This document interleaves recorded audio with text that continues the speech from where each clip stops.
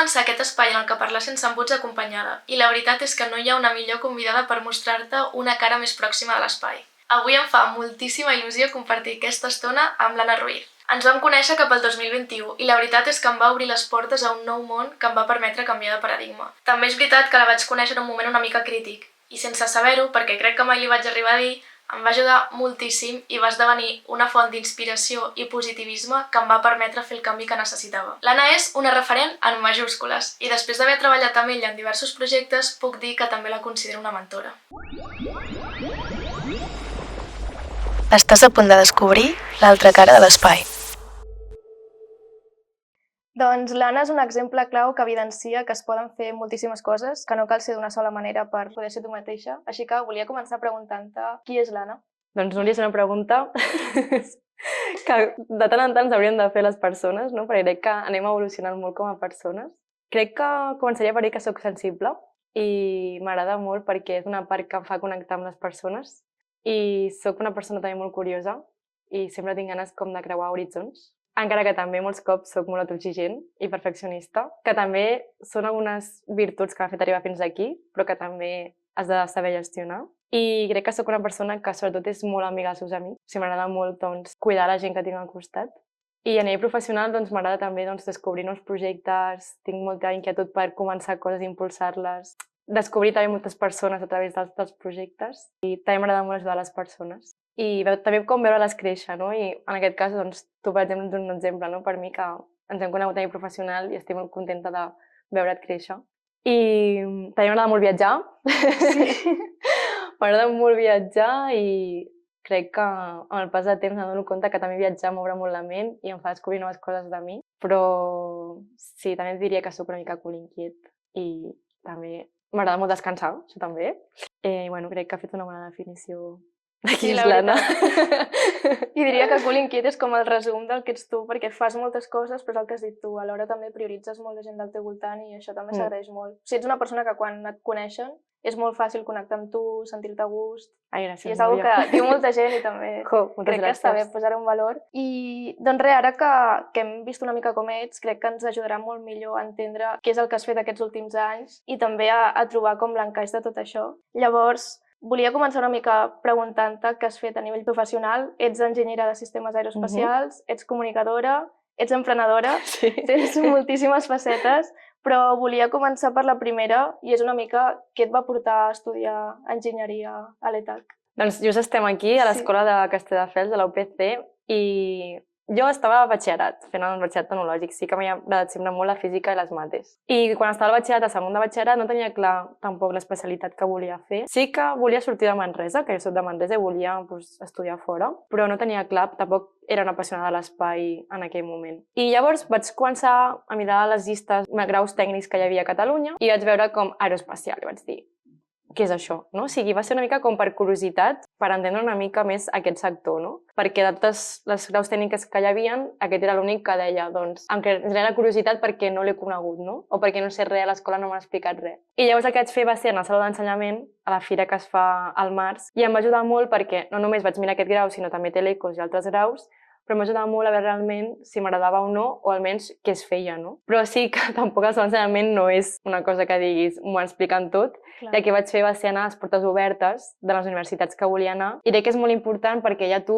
amb 18 anys, et veus realment si vols estar en aquella escola o si no, no? I per mi, quan vaig arribar aquí a la sessió de portes obertes, em vaig sentir com a casa des del principi, inclús una de les dones que portava la gestió de les portes obertes era de Manresa, però vivia ara aquí, llavors va ser com estar a casa, vaig conèixer alguns estudiants i vaig dir, per què no provar això i veure doncs, què és aquest sector. I això va ser una mica el que em va portar a estudiar a l'ETAC i mira que des de Manresa a Castelldefels ja una estona, però no sé, em va portar una mica la curiositat i les ganes de fer alguna cosa diferent. I ara que ja has acabat l'etapa des de fa uns anys i pots una mica mirar enrere, com valores tots aquells anys o canviaries alguna cosa? Hi ha algun punt que diguis, doncs destacaria això o això? Crec que al principi vaig començar com exigint-me molt i crec que venia d'un batxillerat més o menys el portava bé i clar, la universitat és un impacte, no? I crec que ens passa a tots i a totes. I crec que el primer any per mi va ser com em vaig tenir molta autoexigència. En algun moment vaig pensar, deixo la carrera. Me'n recordo que a ma mare dient, m'ha sortit un examen d'àlgebra,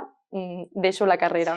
Però crec que al final també era una mica aterrar les emocions i dir, vale, Anna, és un examen i es pot seguir. I crec que el que milloraria de l'Anna de llavors seria aprendre les coses molt més tranquil·les i també potser apuntar-me abans a organitzar coses a la uni, perquè a partir de segon i tercer de carrera vaig començar a apuntar a la delegació, a organitzar algunes activitats i connectar més amb la gent de la universitat, no només en classe sinó fora. I això em va ajudar moltíssim i vaig aprendre a treballar en equip i fer projectes. I crec que intentaria, o sigui, li diria a l'Anna que fes més activitats fora, que gaudís molt més d'aquesta etapa i canviaria això, aprendre les coses una mica més diferents i gaudir de les assignatures. Sí, és que justament el primer any potser quan tens aquest canvi és quan et pressiones moltíssim i deixes de veure tot el teu entorn. Total. I perds una mica el nord. I llavors a vegades és més important prendre-t'ho amb calma i anar fent que no pas si estudies més o menys per un examen. Totalment. I al final sí que el que més m'emporto de l'etapa són les persones que he conegut a la universitat. Vull dir, òbviament tens uns coneixements teòrics, però que inclús després, quan comences a treballar, aprens realment, no? I jo crec que a l'etapa de la uni t'emportes persones, t'emportes records, experiències i jo crec que durant tota la universitat coneixes a moltes persones, o sigui, realment molta gent que ara em porto més a la universitat és gent dels últims cursos. Clar. Llavors crec que és important això, com al final per mi el millor de la universitat ha sigut conèixer un nou entorn, anar fora de casa i viure una experiència fora, conèixer també noves coses de l'Anna, perquè jo a Manresa era del grup la vergonyosa, i aquí a la uni em vaig començar a ser superextrovertida i era com, uau, com soc tan diferent amb gent diferent, no? I m'aporto molt bones amistats. I el que has dit sobre el fet de participar en projectes, crec que també trenca una mica amb aquest estereotip que se'ns diu que la gent que hem fet enginyeria som gent molt introvertida, que no participem de projectes col·lectius. Llavors, volia preguntar-te una mica com comences tu a implicar-te a la delegació, després al Fòrum Aerotelecom. Doncs tot això va començar una mica amb el Fòrum Aerotelecom, que és una fira d'empreses que s'organitza a la universitat cada any, i una amiga em va dir, Anna, t'interessaria participar de voluntària al segon any de carrera? I vaig dir, vale. I vaig conèixer els organitzadors, vaig conèixer una mica l'equip que estava fent-ho i jo només vaig participar com el dia puntual del fòrum. Però rodejar-me d'aquella gent amb ganes d'ajudar els altres, de veure que feien coses i que també entre ells eren molt amics. Vaig pensar, jo també vull organitzar alguna cosa així. I llavors, just amb la meva amiga que m'ha proposat ser voluntària, l'any següent vam començar a organitzar-ho. I per mi va ser una experiència molt xula perquè vaig començar això, a veure que poden fer coses per als altres, sé com invertir temps en alguna més social, no? Perquè és el que deies, que a la part de graus tècnics sempre sembla que hi ha persones que són molt més fredes o que no són tan socials i al revés, crec que també hi ha molt moviment en aquests graus tècnics a nivell social, de divulgatiu, d'ajudar els altres. I per mi, aquest fòrum va ser una mica com unir dues vessants meves, no? La part més com científica, tecnològica, però també com unir-lo amb l'impacte social que m'agrada i que em connecta i que em motiva, no? Sí, la veritat és que això és el més important i el que més costa a vegades. Sí. El dir, no vull deixar una part meva quan començo a estudiar el que en teoria m'agrada. Llavors, com busques aquest encaix i quan el trobes, crec que acaba sent molt gratificant. I clar, jo després, en plan, fent el fòrum, em recordava de quan estava a primària i secundària que també sempre m'implicava les coses del col·le i era com, ostres, té que és una part que a vegades deixem més abandonada, però després quan la utilitzes i quan fas coses i es veu, és com, ostres, aquesta part també sóc jo, no? I crec que sí, que hem d'entrar una mica d'estereotips, que als graus tècnics també hi ha moltes persones que tenen ganes de fer coses socials. I a més també vas fer pràctiques, he estat mirant el teu blog, he vist que poses que la teva primera experiència professional coneixes la teva mare professional i comenceu al grup regional de UIA, aquí a Barcelona. I volia preguntar-te una mica com us coneixeu, com sorgeix la idea de fer UIA. Doncs jo quan vaig acabar la universitat vaig deixar les pràctiques que estava fent i vaig aplicar un doctorat i no em van agafar, em van dir un no, que també és important que ens diguin nos.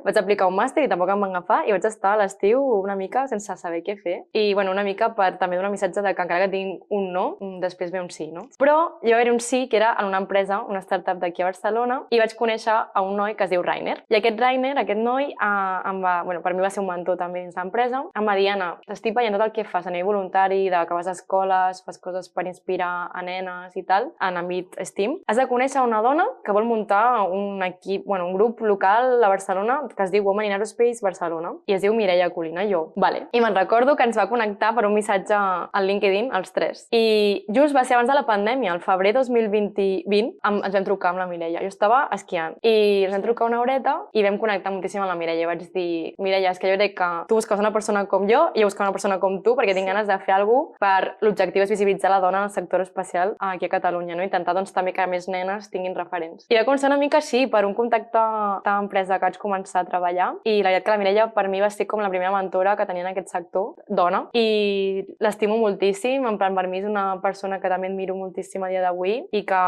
Women in Aerospace per mi també va ser una etapa superimportant, em va fer créixer moltíssim i també m'ha fet conèixer moltes persones com tu, Núria, i sí que em va fer com molt de respecte deixar el grup, no, en aquell moment, fa ja gairebé 2 anys, però crec que també vaig estar en el moment clau, que era impulsar el grup local, i per mi també em va ajudar molt a després també veure que les coses que feia Women in Aerospace es volia fer de manera professional. Llavors, crec que per mi Women in Aerospace va ser un abans i un després. Sí, la veritat. A més, és el que deies, o sigui, la Mireia i tu li vau posar moltíssima energia i molta gent del grup encara vam entrar per vosaltres i això s'ha notat molt. Sí, me'n recordo que la gent deia, com feu tantes coses i només sou 2 persones?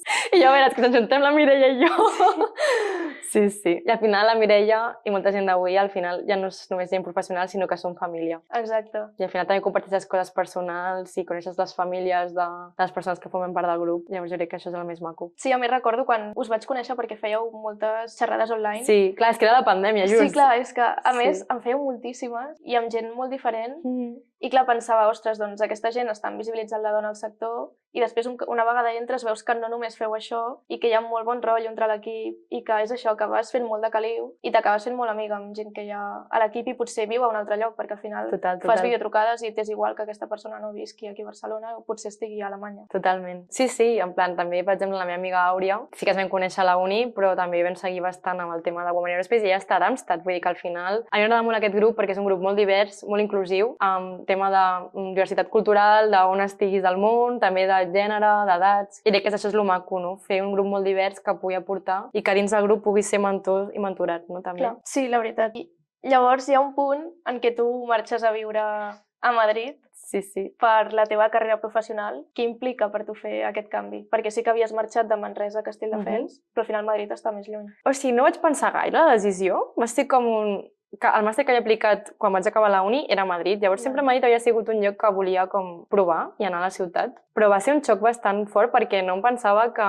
trobaria tant a faltar la gent d'aquí, que igualment és Madrid-Barcelona, que no és en plan Barcelona-Austràlia. Però sí que va ser un canvi perquè vaig aprendre a estar sola. Sento que aquella experiència per mi va ser aprendre a viure en un pis amb gent que també vaig tenir molta sort, la meva companya de pis. O sigui, era i és un sol de persona, una germana. Però sí que molts cops era com d'estar sola en una ciutat molt gran al principi i fer-te tu la teva vida, no? Però crec que vaig tenir molta sort a Madrid, que m'acolli moltíssim, és una ciutat fantàstica i vaig sovint. Per mi va significar créixer molt. O sigui, crec que també vaig aprendre molt de les meves coses que potser encara com havia de sanar, no? O algunes coses més negatives de mi, o no negatives, sinó més com de creixement personal, no? En plan de, bueno, és una experiència, t'has d'enfrontar algunes pors. Clar. Però ara en perspectiva penso que és una etapa clau i que m'ha fet ser qui sóc ara, totalment. Totalment, la veritat. Perquè a més, tu abans de la pandèmia, bueno, crec que just després comences un postgrau de comunicació científica a la UVic i participes d'un campus de lideratge que ara ha acabat sent un programa de generació a propòsit. Exacte. Llavors, com comences a fer aquest postgrau venint d'una enginyeria? Què és el que et mou per dir, doncs, m'agrada la comunicació científica i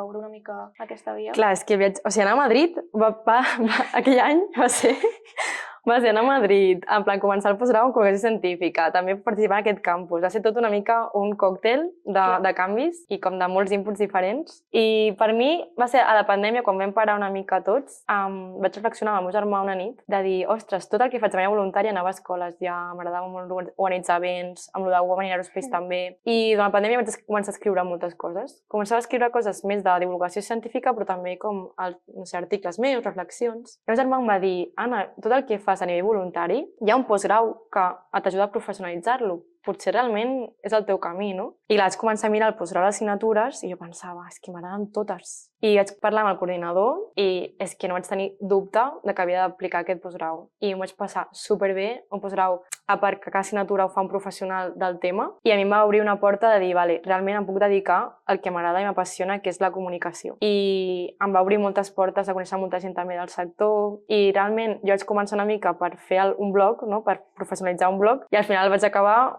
fent un projecte educatiu, no? Però sí que hi ha molts recursos que encara utilitzo del postgrau i que m'ajuden molt a anar revisant coses. I juntament amb el campus aquest que vaig participar, el campus era un campus de joves de tota Espanya que tenien ganes doncs, de canviar una mica mica el món, no?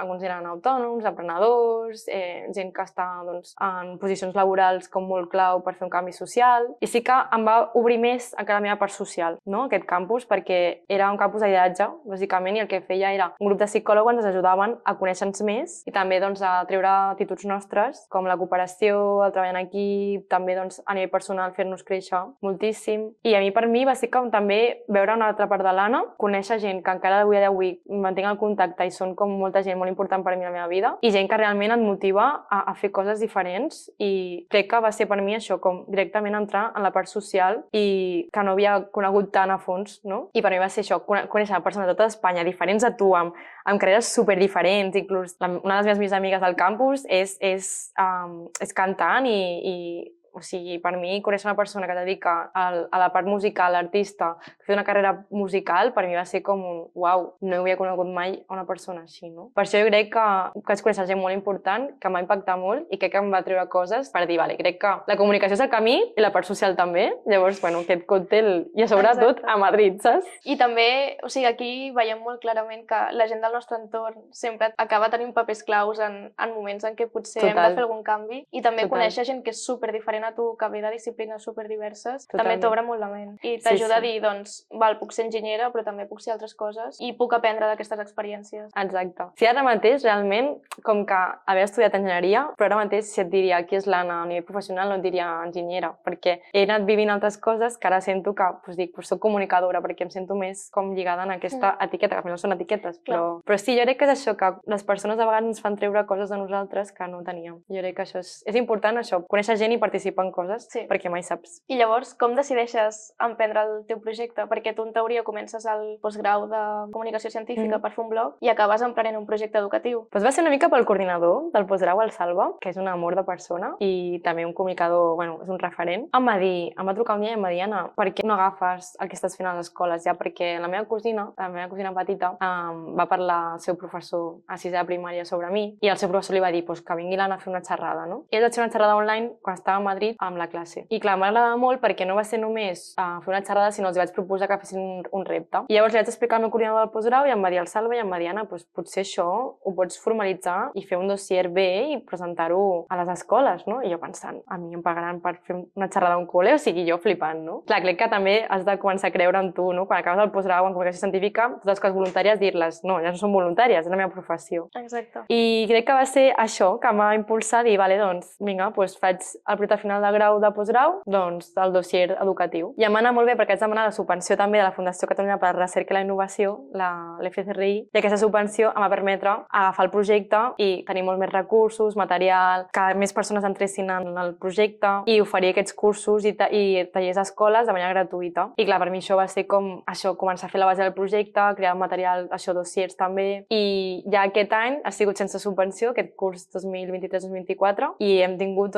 més de 60 tallers a diferents escoles, vull dir que supercontenta. Sí, i ara ja m'estic plantejant que altres persones facin els tallers i jo poder delegar aquesta part, perquè no arribo tot. Clar. I també tinc ganes de provar altres coses, però també això m'agradaria que la gent que volgués fer alguns tallers a les escoles, doncs que utilitzés el material d'Aules.Punit. Vale, ara que has dit el nom, per què tries aquest nom i una mica explica'ns quins tallers ofereixes a les escoles, perquè n'ofereixes de diferents tipus, pel que he vist. Aules.Punit, o sigui, Sputnik va ser el primer satèl·lit que van llançar els éssers humans i per mi llavors el projecte és com el primer pas a conèixer la ciència aeroespacial des d'un altre punt de vista, no? I sobretot ho fem a tallers de primària, que per mi és l'edat més important i és com comença el llançament d'una persona, no? O sigui, comença la seva vida més, no adulta, però bueno, comença a formar-se més, no? I per això vaig posar Sputnik perquè és com això, l'educació per mi és el primer moment a tu construir-te com a persona. I el que fem bàsicament són 3 tipus de tallers. Tots els enfoquem en que la tecnologia aeroespacial pot ajudar a la societat. Llavors fem un primer taller que és sobre satèl·lits, o sigui, fem un taller perquè els nens i nenes coneixin què és un satèl·lit i com pot ajudar-nos a nosaltres. Llavors han de pensar una aplicació cap a la Terra. El segon és com per què i com explorem l'espai i bàsicament fem coets. I us explico una mica doncs, com funciona un coet i fem una maqueta de coet i l'important després és com hem treballat en equip per crear aquest coet, no? perquè coneguin que en qualsevol projecte professional hi ha moltes persones que treballen en un projecte. I llavors, clar, quan vas a classe i han de treballar en equips per formar un coet, passen moltes coses. I llavors després, al final, reflexionem sobre el que ha passat. Perquè veguin també que, vale, l'objectiu és crear un coet, però el més important també és tenir una bona cooperació, no? Exacte. O sigui, no tant el què feu, sinó també el com. Exacte. I l'últim és sobre la dona en el sector espacial. Els hi faig com un tipus d'exercici perquè veguin quins estereotips tenen en professions científiques i a partir d'aquest exercici llavors després els explico i fem una activitat amb un puzzle perquè coneixin a dones que treballen en el camp de l'aeroespacial o que han treballat. Que xulo. I et sorprèn alguna cosa quan fas aquest taller o hi ha alguna cosa que dius, doncs això no m'esperava que passés o que alguns infants m'ho diguessin? A mi m'encanta perquè és un tema que els apassiona i crec que també s'implica molt des del principi i tenen moltes preguntes. I bueno, hi ha moltes coses que destacaria perquè he fet molts tallers i els nens és que són increïbles. Sí. Crec que molts cops aprenc jo més dels nens que quan jo fent el taller. Però me recordo un nen que em va dir... Estava a Santa Coloma, al costat de Barcelona. I em va dir, Anna, tu què creus que està més a prop? A la Lluna o Barcelona? Des de l'escola. I vaig dir, home, doncs jo penso que Barcelona, no? Estem a, no sé, a 10-20 minuts en cotxe. I em va dir, doncs jo crec que és la Lluna el que estem més a prop, perquè jo des de l'escola, des de casa, puc veure la Lluna, però no puc veure Barcelona. I la vaig quedar així i vaig dir, tens tota la raó. I crec que al final el que haig d'aprendre amb aquest nen és la perspectiva de les coses, no? Perquè al final, vale, la Lluna està més enllà que Barcelona, però la veig, no? O sigui, per mi és més assequible. I això em va fer com reflexionar sobre la perspectiva de les coses que tenim. I és això, a vegades aprenc coses amb els nens i nenes que són més enllà del taller. I això és el que m'agrada també, de connectar amb els nens i nenes. Sí, la veritat. O sigui, ha de ser un procés superenriquidor i a més fer aquest canvi de perspectiva segur que t'ha servit per afrontar diferents altres situacions i dir, doncs me'n recordo d'aquesta situació, agafo el problema des d'una altra banda i comencem de zero. Totalment. Que xulo. I també a vegades hi ha grups que costen més o menys, no? I també et fa com connectar amb el context de la societat actualment, perquè els nens no només representen els nens, sinó també les famílies. I sí que hi ha alguns tallers que no ho he passat bé perquè hi ha diferents tipus de necessitats i a vegades a mi em falten recursos, però per sort hi ha monitors o professors i professores que fan tot el bé que poden. Però per mi també és un repte a nivell personal, no? Ostres, també saber com gestionar algunes situacions. Sí, al final, o sigui, les aules també són un reflex de la nostra societat. Total. Déu-n'hi-do. Però m'agrada arribar a contextos vulnerables també i que tothom pugui participar en aquest sector. Exacte. O sigui, al final el sector ha de ser accessible per tothom i tu també trenques una mica amb aquest mite de dir el sector aeroespacial el podem apropar a qui sigui, tingui coneixements tècnics, no els tingui, totalment. O independentment de l'edat que tingui. Totalment. I clar, llavors, el fet d'adaptar el material que tu ofereixes, clar, o sigui, no és el mateix com pots explicar com funciona un coet en una aula com la que estem universitària que una aula de primària. O sigui, t'ha suposat algun repte a l'hora de... Però és que per mi és fàcil fer-ho a primària perquè al final els nens i nenes reben totes les coses de manera superbé i al revés tenen molta curiositat i crec que per mi és més fàcil perquè els nens i nenes no jutgen i llavors adaptar el material o sigui, també ha sigut un procés, no? També vam fer algunes proves, els talls gratuïts que vam fer amb la fundació, la subvenció, també van ajudar doncs, a retocar cosetes del material. També depèn de la classe, fas unes coses unes altres, vas movent-te, no? Però per mi és molt més fàcil adaptar-ho a nens i nenes perquè ho pots fer com un storytelling, no? Al final, com una història, com un conte i com aprofundeixes molt més a vegades, que potser amb gent més universitària, no? Que també ja tenen un nivell i que també al final tenen unes necessitats diferents, no? Sí, a més també està molt bé que puguin veure també l'aplicació de tot això, que els hi facis pensar quina utilitat pot tenir un satèl·lit. Clar, jo els tallers els enfoco en que facin un repte. Clar. O sigui, jo sí que explico una mica al principi una introducció, però a mi m'agrada després posar-nos mans a l'obra i que tots facin coses en grup. Sí, al final també és una manera d'acostar moltíssim al sector i ara que hi ha l'estratègia New Space aquí a Catalunya, doncs que puguin veure que té una utilitat en el seu dia a dia. Total. No, si molts nens se'n recorden de la Xaneta, no? Perquè va ser com un concurs que vam fer l'Infocada per que se decidir el nom i moltes vegades m'expliquen, no?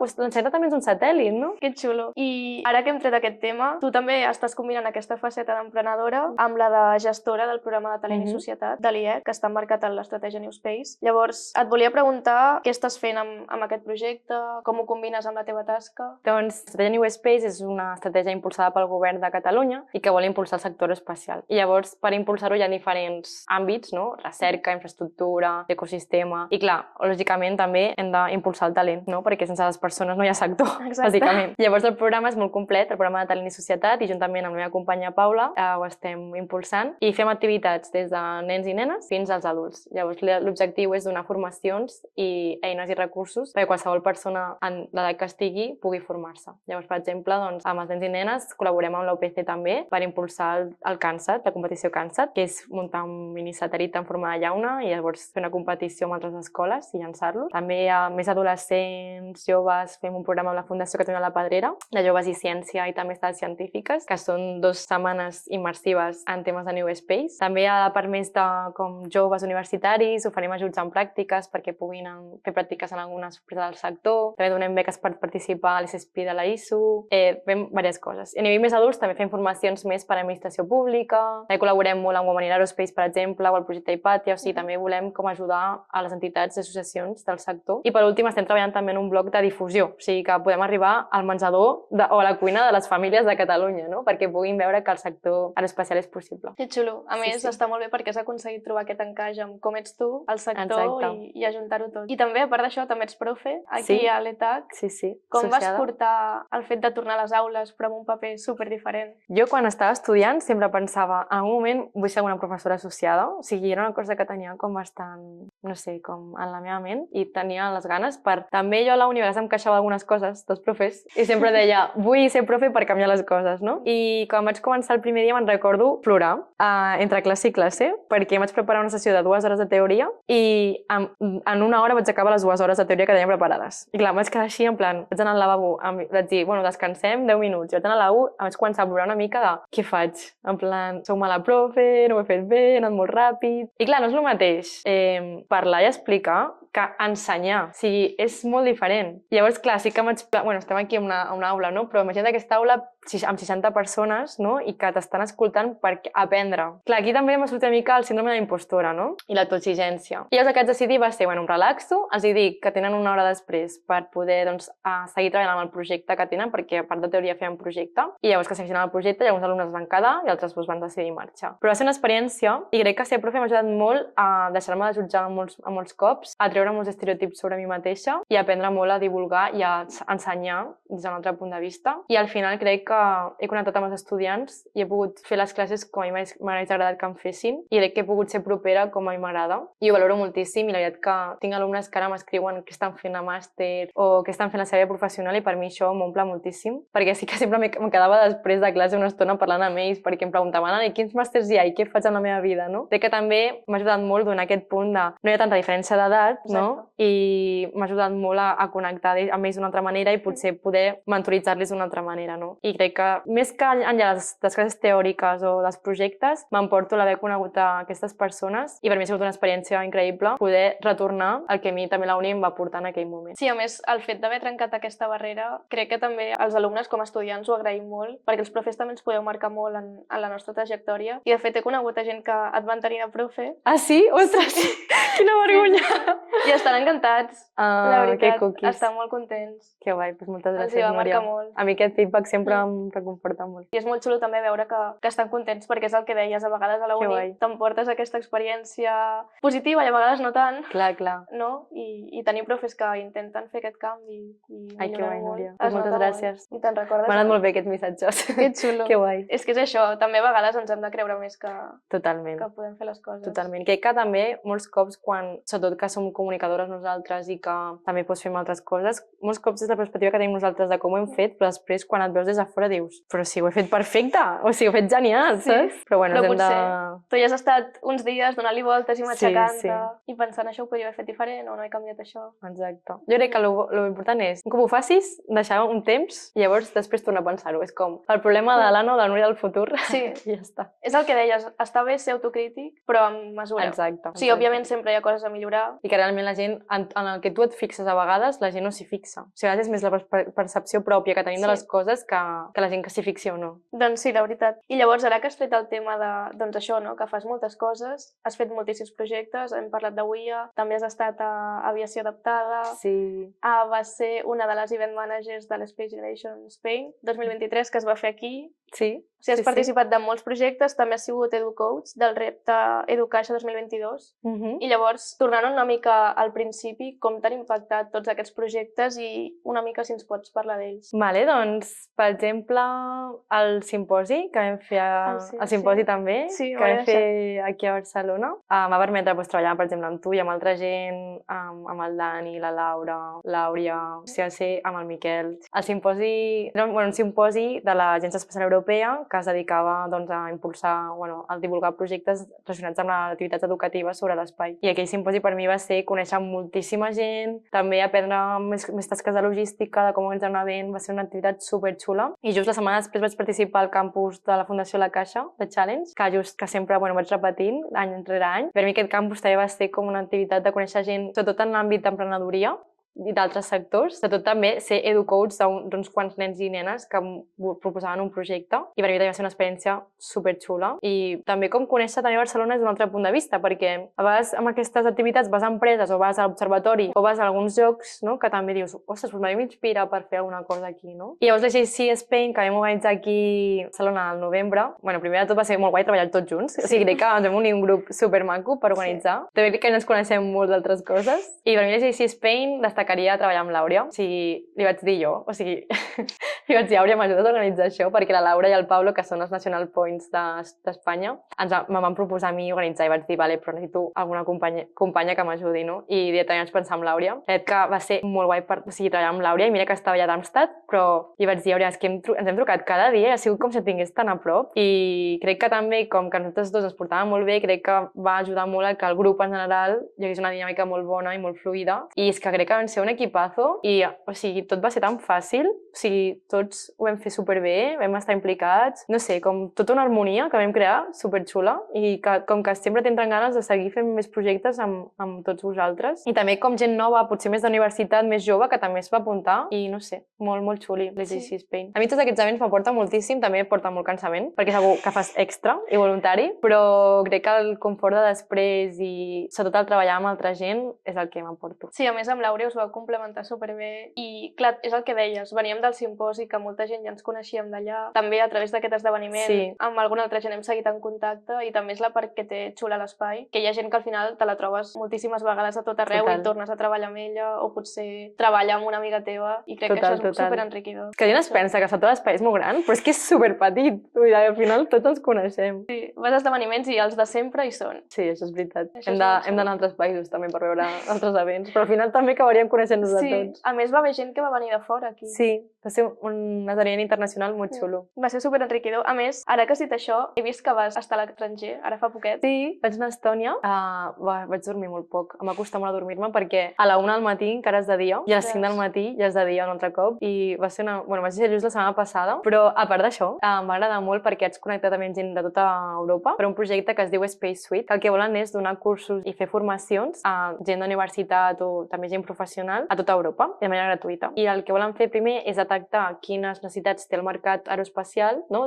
Quins skills o coneixements falten i crear aquests materials i recursos a una pàgina web perquè la gent pugui anar-hi o també alguns events presencials. I vaig anar jo com a representant de l'IEC una mica i nosaltres som com associats, no som com els que lideren aquest projecte, nosaltres estem com més acompanyant i donant el nostre punt de vista des de què hi ha a Catalunya que necessita en l'àmbit de skills i aptituds. No? Però és una experiència molt xula, perquè crec que vaig conèixer gent molt diferent també.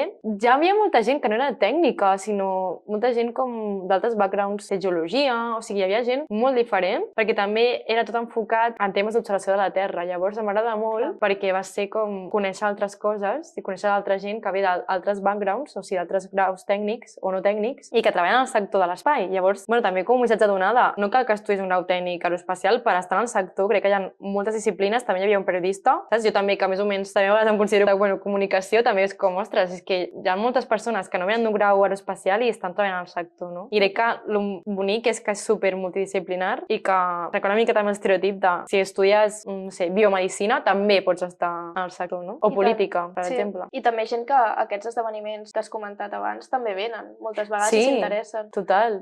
I això està superbé. Per exemple, amb els de l'EGAC, quan fem la part dels tallers, és superenriquidor perquè et plantegen un repte i clar, potser et ve algú que és del món de les finances, que té una perspectiva totalment diferent a la teva i dius, ostres, no m'havia plantejat enfocar-ho així. Clar, jo crec que és molt enriquidor perquè això, com dius, hi ha altres punts de vista molt importants i que un projecte no és només la part tècnica, hi ha molts més altres aspectes. Ja vaig conèixer molta gent d'Estònia de tema de relacions internacionals i ho enfocaven a l'espai, vaig dir que curiós. Sí, és un món per explorar aquest també. Total. I el fet de poder viatjar també et permet aprendre moltíssim. Clar, també vaig viatjar sola, o sigui, l'única persona que vaig anar de l'IEC. La veritat va ser com un repte, però em vaig sentir molt bé i la veritat que, o sigui, lògicament anava per un projecte i que ja coneixia gent allà, bueno, que ja anava a anar a algun lloc, que no viatjava sola, però va ser xulo anar-hi, la veritat. I també al final és treballar amb altres cultures i veure també, per exemple, l'estona que estan fent a nivell espai, a França, a Portugal, i crec que és molt interessant per també obrir una mica la ment i dir, vale, doncs què podem fer per col·laborar junts, no? També. Exacte. Els aspectes de la col·laboració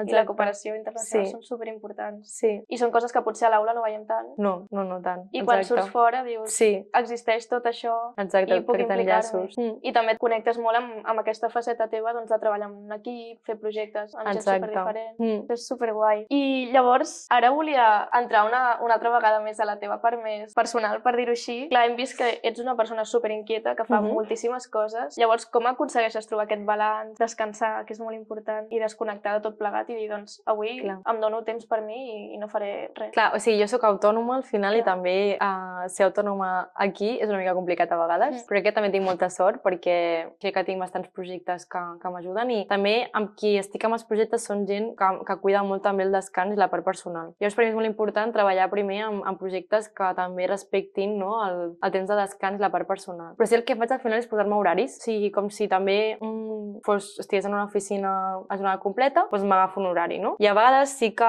cada setmana és una mica diferent, perquè a vegades hi ha projectes que els faig a la tarda, no? Per exemple, potser vaig a fer un taller a un centre cívic o vaig a fer alguna cosa a la tarda, i llavors normalment intento agafar-me al matí una mica més lliure, no? Llavors intento combinar-me una mica, sempre intentar treballar 8 hores al dia, que és més o menys també el que la gent més o menys treballa, i intento això, posar uns límits i un horari. Llavors, cada setmana dic, vale, com em planifico la setmana per tenir aquests espais i també deixar-me marge, no?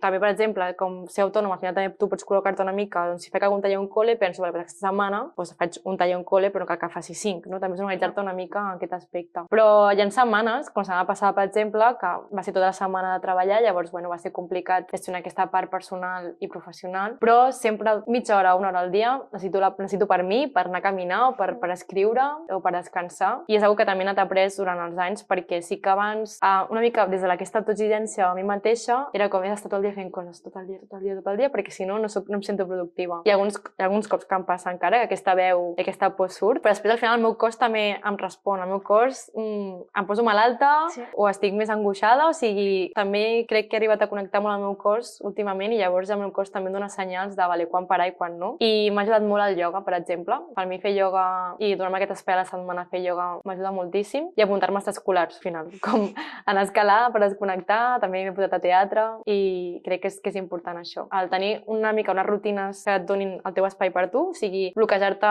una reunió amb tu mateixa, al Google Calendar, i a fer activitats que t'aportin a això. Crec que m'ha anat molt bé anar dia a dia, perquè abans també m'agobiava molt i era com planificar-me tot el mes o tal, i crec que anar al dia a dia és molt millor a vegades. Sí, a més m'he sentit superidentificada amb tot això, i hi ha una persona al meu voltant que sempre em diu, has d'anar dia a dia, no miris tant més enllà, perquè al final també t'angoixes molt i t'agobies perquè penses que no arribaràs a tot, i quan ho vas fent cada dia dius, doncs he arribat, no passa res, i si no arribo doncs ho faig demà i ja està, i és superimportant escoltar-nos i poder descansar, perquè al final si no descansem no som productives després. Exacte. A mi m'han dit una cosa que em va impactar molt, que és descansem quan ens cansem, quan potser hauríem de descansar primer per cansar-nos. Sí. Llavors crec que a vegades hem de pensar al revés, no? De descansar per poder estar bé per cansar-nos. Jo noto molt un dia que no dormo bé i el dia següent no estic igual. Per mi, per exemple, el dormir, menjar, esport és com una base molt primordial per a la meva salut mental, i crec que és important que tots i totes doncs tinguem això. Que també cadascú té els seus límits, també s'ha de conèixer, perquè hi ha gent que potser té més capacitat de posar-se al límit, no? Això no ho sé, però crec que és important escoltar-nos i respectar-nos els nostres temps. Sí, i en la línia del que deies també hi ha èpoques que potser podem fer més coses i unes altres que dius, vale, abans arribava a fer 10 coses, ara en puc fer 5. Totalment. I no passa res. Totalment. I després el que deies una mica tu, no? De que a vegades veiem els objectius així i tu deies, bueno, doncs potser si els tallem a trossos i primer veiem el primer pas, potser no ens agobiem i no se'ns fa tan gran, no? I passet a passet vas acabant fent tots els passits i acabant fent l'objectiu, no? Clar. I llavors, al llarg de la conversa també has comentat que has tingut síndrome de la impostora en algunes etapes. Com l'has gestionat i també com t'ha afectat a tu això? I just m'està passant últimament recentment, perquè estic com fent alguns canvis també professional i personal i em ve aquest síndrome d'impostora, no? Quan has de decidir. Llavors, m'ha molt bé escriure. A mi escriure m'ha molt bé per com treure-ho fora i fer un zoom out de la situació. I sobretot crec que el que més important per mi ha sigut millorar el meu diàleg intern. Els pensaments que ja són una mica impostors, els detecto una mica abans, no? I dir, no t'estàs parlant bé, Anna, a veure, Exacte. relaxa't, no? I sobretot és això, doncs, donar-me espai per escriure. També crec que tenir una xarxa de persones que et coneixen molt bé i que et donen suport és molt important. Jo, com el meu grup d'amigues, el nostre xat de WhatsApp és com molt un refugi, no?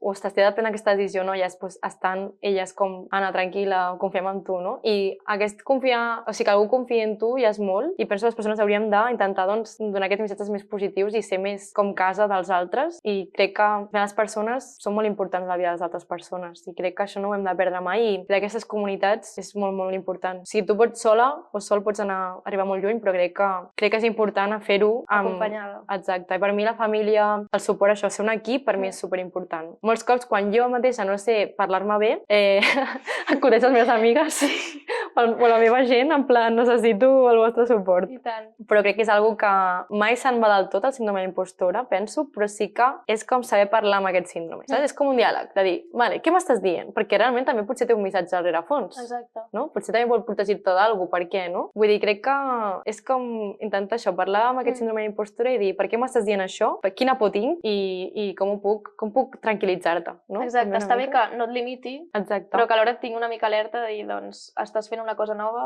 és normal que tinguis una mica de nervis o una mica d'angoixa, però pots fer-ho i tires endavant. I després el que deies de les persones, al final quan fem projectes o fem coses, ens en recordem sobretot amb qui passem aquests moments. Total. I clar, és superimportant estar amb gent que realment ens està portant coses positives i que ens està acompanyant i que fins i tot quan nosaltres fallem o no ens surt les coses com esperàvem, doncs estan allà i et diuen, ei, no passa res, estic amb tu, doncs ho tornem a intentar i t'ajudo i no passa res. Totalment. Sí, jo crec que és el valor de l'ésser humà que qualsevol intel·ligència artificial o el que sigui no pot donar-li. Exacte, totalment d'acord. I ara una mica per acabar, et volia preguntar si tu creus que l'Anna de fa 10 anys hagués esperat que faries tot això i si la tinguessis aquí al davant ara mateix, què li diries? Però jo crec que ni l'Anna de fa un any. Imagina't, no. L'Anna de fa 10 anys, quants anys tenia? 17? Ostres, fa 17 anys. Just abans d'entrar a la uni. Sí, va ser abans de començar segon de batxillerat. Pues li diria que confiï. Si estigués l'Anna, li diria que confiï, que té molt per viure i que pot estar molt orgullosa de tot el que farà. I sobretot que es prenguin les coses més tranquil·les, que confiï en el seu instint i que conegui moltes persones i que estimi molt. O sigui, que comparteixi, estimi i gaudeixi de tot el que pot viure en el seu camí, li diria això. Doncs ara sí, ja estem. Et volia donar les gràcies per participar i per ser la primera persona en formar part d'aquest espai. O sigui, a mi em feia moltíssima il·lusió gravar amb tu, però a més, com que també has tingut un impacte molt positiu en aquests últims anys de la meva vida, vaig pensar, l'Anna ha de ser la primera en gravar amb mi i llavors doncs volia agrair-te doncs això, el que fas, que al final tens un impacte en la vida de moltíssima gent del teu entorn i s'agraeix moltíssim tenir gent així al voltant. Jo et volia agrair, Núria, perquè des del primer moment sempre has confiat molt en mi i realment, com persones amb tu, em fan com seguir en moltes coses de la meva vida i ha sigut un plaer estar en el teu primer podcast. A part, penso que tens un potencial com a divulgadora científica en l'àmbit aeroespacial o en l'àmbit que tu et proposis i desitjo que et vagi superbé aquest podcast. Seguiu-la a tope perquè és un sol de persona i la veritat que sempre estaré al teu costat perquè necessitis. Ai, merci. Que guai.